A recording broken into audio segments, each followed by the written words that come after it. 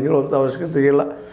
ಈ ನೆಲೆಯಲ್ಲಿ ಕೌದರಿ ತಾಲೂಕು ಆಗುವುದಕ್ಕೆ ಆಗದೇ ಇರೋದಕ್ಕೆ ಶಿಕ್ಷಣ ಇವತ್ತು ಅಲ್ಲಿ ಜನ ಎಲ್ಲ ಬಯಸ್ತಾ ಇದ್ದಾರೆ ಇದಾಗಲಿ ಅಂದರೆ. ಹಿಂದೊಮ್ಮೆ ಈಗಾಗಲೇ ರಿಪೋರ್ಟ್ಗಳು ನೋಡಿದ ಪ್ರಕಾರ ಒಬ್ಬ ನೋಡಲ್ ಅಧಿಕಾರಿ ಯಶಸ್ ಕೋತ್ ಅವರ ನೇತೃತ್ವದಲ್ಲೇ ಇಲ್ಲೇ ಪ್ರಥಮ ದರ್ಜೆ ಕಾಲೇಜ್ ಆಗೋಕ್ಕೆ ಯೋಗ್ಯದ, ಪ್ರದೇಶ ಒಳ್ಳೆಯದಿದೆ, ಸುತ್ತಮುತ್ತ ಹಳ್ಳಿ ಜನರಿಗೆ ಅನುಕೂಲ ಆಗ್ತದೆ.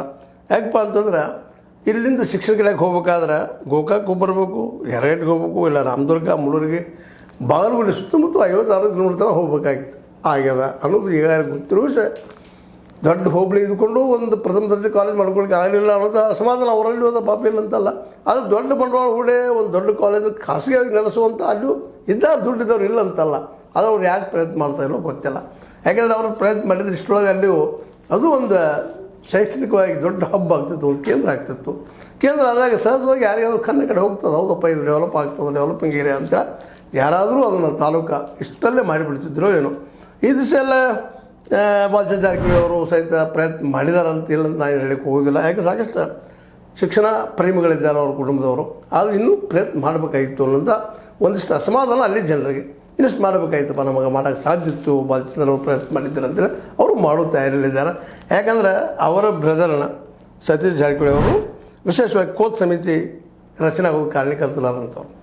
ಹೀಗಾಗಿ ಇಲ್ಲೇ ಯಾವ ಪ್ರಮಾಣದಲ್ಲೇ ಅಲ್ಲಿಯ ಸ್ಥಾನಿಕ ಎಮ್ಮೆಲ್ಲೆ ಟೀಕೆ ಮಾಡಬೇಕಾಗಿತ್ತು ಅದು ಮಾಡಲಿಕ್ಕೆ ಸಾಧ್ಯ ಇಲ್ಲ ಅಂತ ಆಸಕ್ತಿ ಅದ.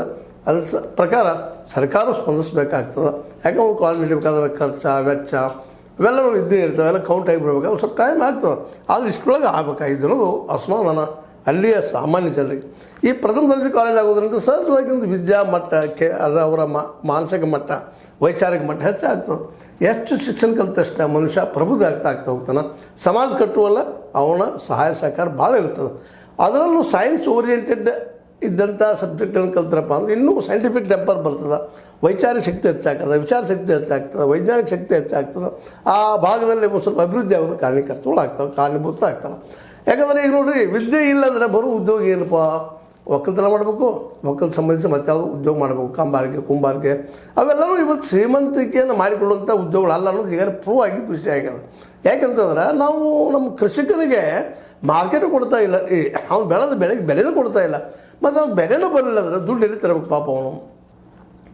ಯಾಕಂದರೆ ಒಂದು ಅಂದಾಜಿನ ಪ್ರಕಾರ ಪಾರ್ಲಿಮೆಂಟ್ದಲ್ಲೇ ಜನಕ್ಕೆ 27 ರೂಪಾಯಿ ಪೇಮೆಂಟ್ ಬೀಳ್ತದೆ ಅಂತೇಳಿ ರಿಪೋರ್ಟ್ ಬಂತದ.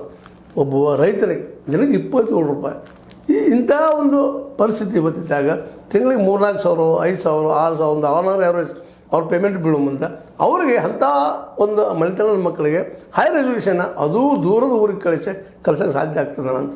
ಮೂಲತಃ ಒಕ್ಕಲ್ತನ ಕುಟುಂಬಗಳು ಏನಿರ್ತಾವಪ್ಪ ಅಂದರೆ ವಿಶೇಷವಾಗಿ ಅಲ್ಲಿ ಶಿಕ್ಷಣ ಭಾಳ ಇರೋದಿಲ್ಲ. ಶಿಕ್ಷಣ ಇಲ್ಲಪ್ಪ ಅಂದ್ರೆ ತಮ್ಮ ಮಕ್ಕಳು ಕಲಿಸ್ಬೇಕು ಅನ್ನೋ ಆಸಕ್ತಿ ಬರೋದಿಲ್ಲ. ಇಲ್ಲೇ ಹೊಲ್ದಾಗ ಮಾಡ್ಕೊಂಡು ಹೋಗ್ತಾನೆ, 4 ಎಮ್ಮೆ ಮಾಡಿಕೊಟ್ರೆ ಅವ್ನು ಬದುಕಿ